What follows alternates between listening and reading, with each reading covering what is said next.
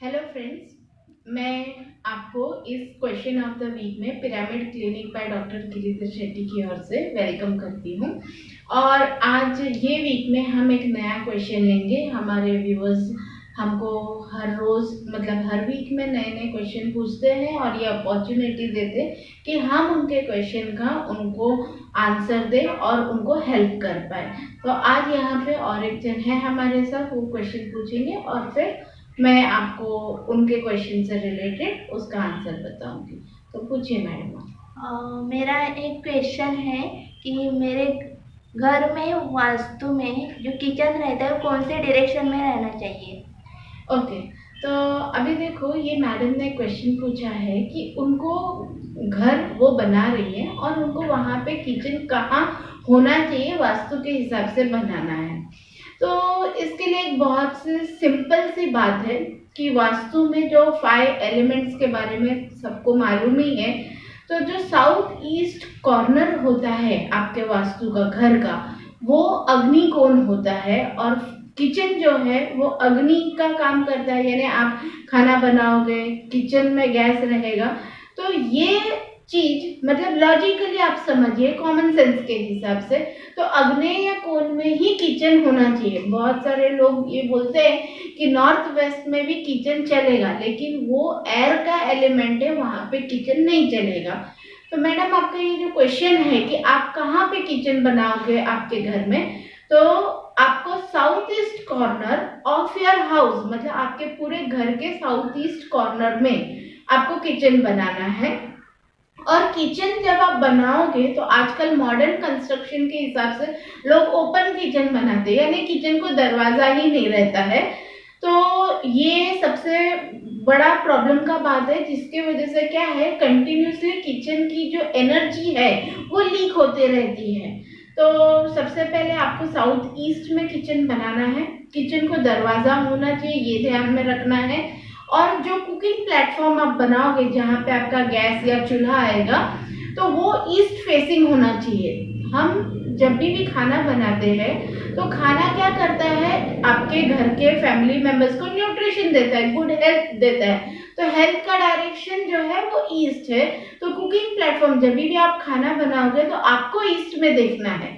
तो आपका gas cooking का प्लेटफॉर्म जो है वो ईस्ट फेसिंग आएगा और ईस्ट में विंडो रखना है।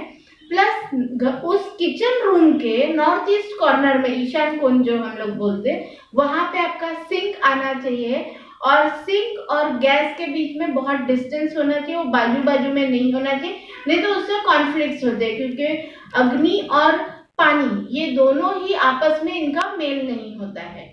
और अगर आपको रेफ्रिजरेटर वगैरह रखना है मतलब फ्रिज, तो लोग पूछते हैं फ्रिज कहाँ रखना चाहिए। तो आपको साउथ वेस्ट कॉर्नर किचन के जो किचन रूम का साउथ वेस्ट आएगा वहां पे फ्रिज रखना है, उसका डोर नॉर्थ की तरफ ओपन होगा, ये ध्यान में रखना है।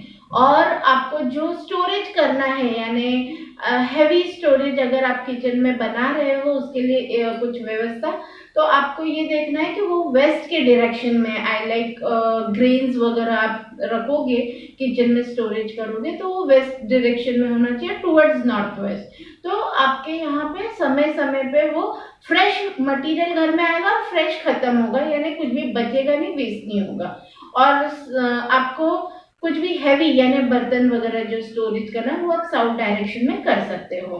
अनदर थिंग कि आप जब आपका डाइनिंग टेबल बनाओगे तो वो किचन में आप इस तरीके से बनाइए कि आप बैठोगे जब खाना खाने तो ईस्ट फेसिंग हो सकता है, वेस्ट फेसिंग हो सकता है and north facing. South facing को अवॉइड कीजिए।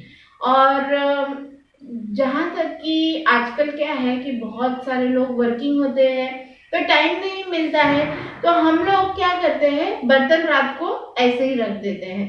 तो आप इसका पूरा ध्यान रखिए कि रात को बर्तन ऐसे ही मत रख के ये करना। जब भी आप प्रॉपरली शिफ्ट हो जाओ उस घर में, आपका घर कंप्लीट होने के बाद, तो एक चीज़ ये ध्यान रखना, अगर आपको प्रॉस्पेरिटी चाहिए, गुड हेल्थ चाहिए, पीस चाहिए घर में, आपके बिजनेस बढ़ने चाहिए, तो ये चीज़ आप हमेशा ध्यान में रखना कि बर्तन रात को ऐसे ही नहीं रख के सो जाना है, क्योंकि उससे बहुत सारी नेगेटिविटी जमा होती है।